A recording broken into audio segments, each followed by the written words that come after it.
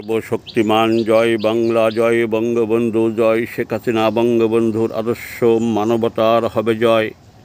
পহেলা মে আন্তর্জাতিক শ্রম দিবসে সকল শ্রমজীবী মানুষকে শুভেচ্ছা অভিনন্দন জানাই।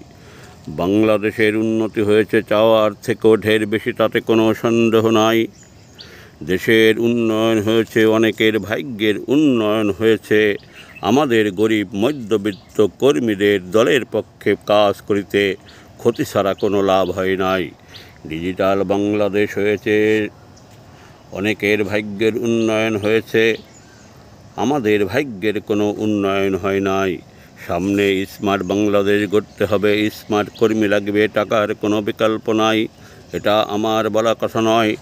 আমরা যারা দলের পক্ষে কথা, কবিতা, গান বিভিন্নভাবে প্রচার করে আসিতেছি, আমাদের দলের কাছে মজুরি পাওনা আছে।